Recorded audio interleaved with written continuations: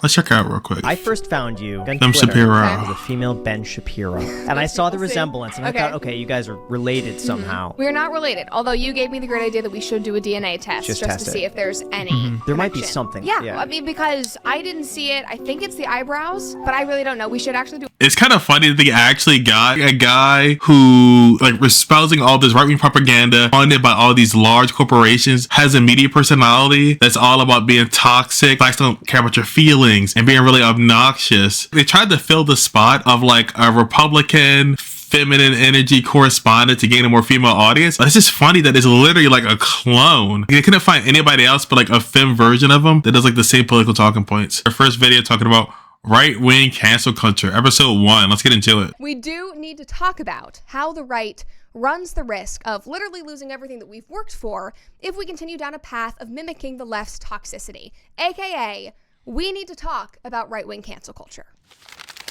Oh my god. I'm gonna make a guess what to talk about in this video. When it comes to right-wing content creators, there's usually like a lot of solidarity. Even if the ideology of all these people is like so different and so vast on the right wing, they'll still kind of group together and have like that hive mind because they know they're gonna gather more people to their cause that way. It seems like they're working together and they're cooperative. Usually in the real world, like the alt-right content ends up being like a purity system where there's always has to be a target, there's always has to be an enemy, there always has to be somebody that they go after. And in the 90s, they used to see a lot more content that was like more anti-black and more anti-gay legislation, talking about gay marriage. And now what I see is a lot more content where the constant villain is immigrants, usually Mexican immigrants and trans people. So right-wing content, there always has to be this constant villain instead of looking up at the fact that, hey, you're making so little money because your boss is absorbing all your surplus labor and that's what's causing you to be poor. You know, a boss that's making what, like over 200 times more than you do. And no, it's not that. It's like the Mexican immigrant who's working minimum wage and working third shift, picking strawberries in California. That's the guy to be angry about. The actress and comedian Whitney Cummings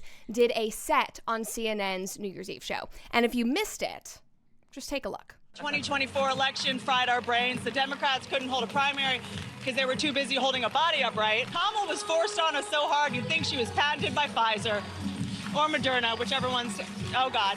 Andy just gave me a very scary look. Cut off. And of course, she immediately went viral on X. Some people had never heard of her before. They were so excited to find, another brave and honest comedian who was willing to push boundaries and make these kinds of very, relevant jokes. But what makes the story interesting is that people turned on her as quickly as they fell for her because they realized that 5 years ago when COVID was raging, she used to be very pro-vaccine and that she even had vaccine mandates for some of her live shows during that 2020-2021 period. And you have some tweets here. You can see her talking about the vaccine, saying that, God, we need a vaccine. Is that vaccines are forced on people as a joke, as a comedian? Okay, this was like the classic, the classic take of woman can't tell joke. Woman, no joke.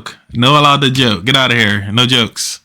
Women comedians can't tell jokes. Okay. About COVID and everything that happened during that fever dream of a couple of years, it's understandable. Awful things happened. I mean, the lockdowns, the vaccines, the being separated from our families, kids being kept out of school, it was a travesty. But I like how she brought up all the things that were awful that were happening, and she neglected to bring up all the people that died due to COVID. My mother, my tinfoil hat, Alex Jones watching mother who's literally building a bunker.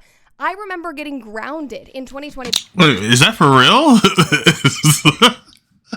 That's a funny content reveal for your family. Bunker pilled and also tinfoil hat wearing. I guess, if it's true what their mom is true, this is their mom. It's just a funny reveal. All right, that's cool.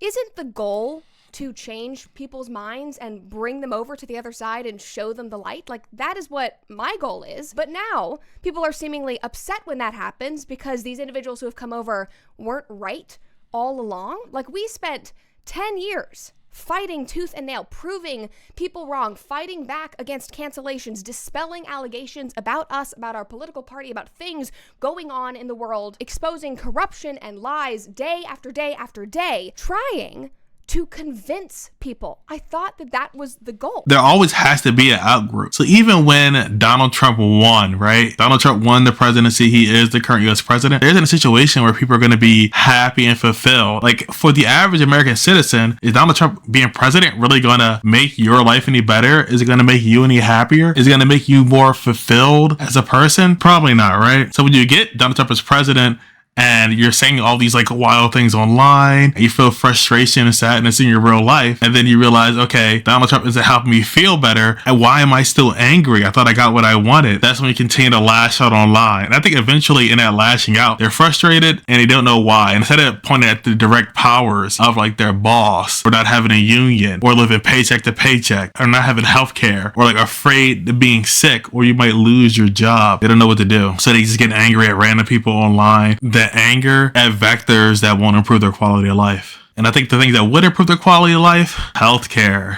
affordable living based on where you live, federal minimum wage that is also at the livable wage. If people had the social safety nets, they wouldn't be living in a constant state of fear and anxiety. I've been thinking about all this cancel culture stuff, which is Bud Light. And I can't believe that I'm touching this because I know that this is still such a hostile issue on right-wing social media, but I think we need to talk about it. We all remember their infamous ad with Dylan Mulvaney. I did so many videos about that.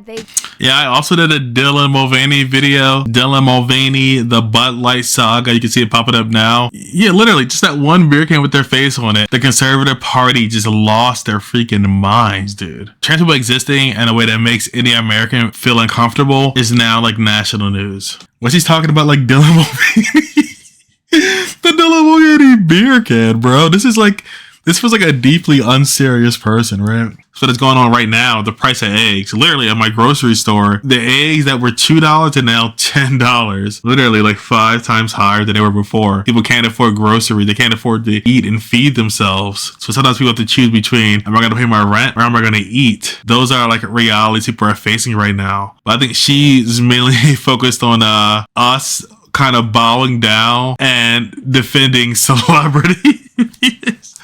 That's our take. We need to make sure we uphold and defend all these celebrities who are shifting more to the right. You have to point to real vectors of pain in society to help people solve their problems, because pinning it on what we see in the news mostly is like immigrants and trans people. Is it going to make your material conditions any better? It's not going to make your life any better.